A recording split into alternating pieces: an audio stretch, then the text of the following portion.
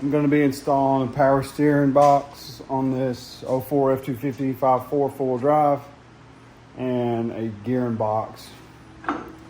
Gearbox, not gearing box, for the steering. A police officer! I gotta get this truck in the air first and foremost. This actually used to be my truck, and a good friend of mine purchased it from me. And I'm pretty proud to be working on it. It's a good truck. I'm gonna get it in the air and I'll show you what we got going on. 20 minutes later, Mercy's making a mountain. You making a mountain? Yeah. I'm getting under the truck. It takes forever to get these things up because of these steps. I have to sit there and block it and go through the adapters. For whatever reason, look how close that is. This side, this lift, has to have a 2-inch additional spacer versus the other 3. But it makes no sense. I think it has to do with the concrete has a dip down here. But I did all of this. This is about 3 feet deep. It's keyed under here. All these cracks are rebarred. This is all rebarred in. That's anchored with anchors and then epoxy anchors. This thing doesn't move. I've had about 8,600 pounds on this 4-door dually 4-wheel drive long bed. It does pretty good. This lift was purchased off of, technically it was like Amazon, some of these, little jungle websites, but then I ended up calling Home Depot. By the grace of God, they were able to order this exact lift. This is a Tuxedo 9,000 pound and from China, and they shipped it to Home Depot for free, and I didn't have to have freight to pick it up. So best kept secret ever. 9,000 pound with the shallow height. This is not the full like 12 foot or whatever. So because my ceiling's only, I can't remember how tall, but it's not the standard height of like a shop. But my bay next door is, it's you can fit like a full Class A motorhome in it and have like 6 feet above it.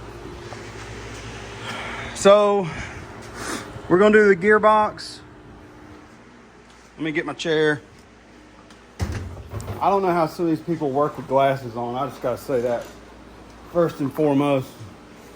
I've watched some YouTube heroes go around mechanicking with glasses on, and I don't know how they do it. I'm over here sweating to death. My glasses are falling off.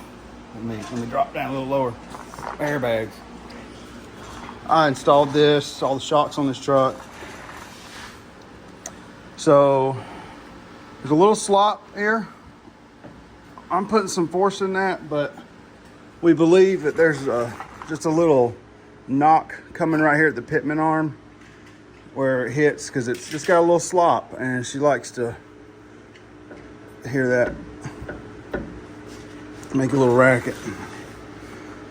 This is a Southern truck for all you Northerns out there with Russ, or Westerns, whichever. But down the road, I'm gonna be putting a new front end on this, hopefully. We're standing off right now. Drag link, inner and outer tie rods, all that good jazz. But I'm gonna get this pitman arm off. I completely forgot to order the puller. I don't have one in stock, I know.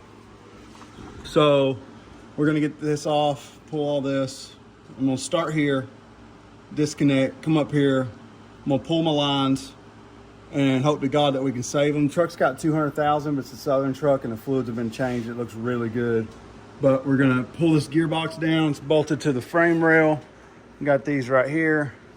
The new owner has spray painted the frame, try to dress it up because it wasn't rusted, but it was showing a lot of surface. So we're gonna get in there and pull those off. I love these wheels. And I put those steps on this truck. They're King Ranch steps. This is a Lariat, but they match the same color as the gold. My daughter calls this truck Goldilocks. So, yeah, let's see what we're working with. All this can be done just at your house. We're gonna get in here and try to fix it. I'm gonna update you throughout the way. I'm not a professional, cameraman or anything, but we're gonna try to make it happen. This is a clean little motor too, 5.4. It's a nice Super Duty. And just for the record, this is not all the way up, and I keep about 6 inches off the roof for personal preference, but I can get under this truck and work very comfortably, sit up straight. We've got about 4 foot of lift right there before this truck maxes out on the roof, which I'm fine with. But as you can tell, this one arm is not cool. I don't like how it sags. I might end up buying a new arm. The coupling up here could have been a tighter fit, and maybe I can fix that. But that's what we got going on. Like I said, nice truck.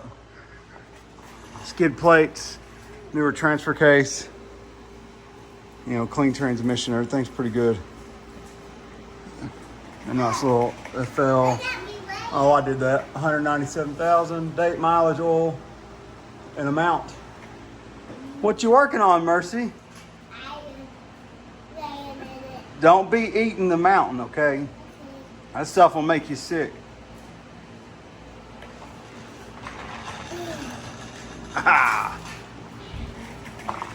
This is also a good idea.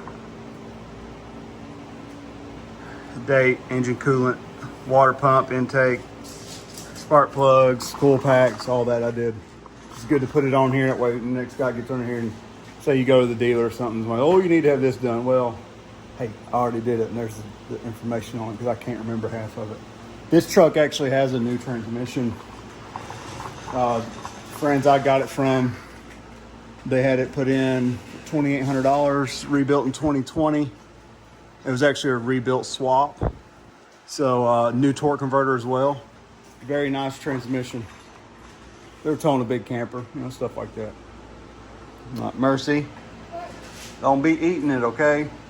You're gonna need a water hose bath. A water hose bath. Yep, Daddy's gonna get a water hose bath too.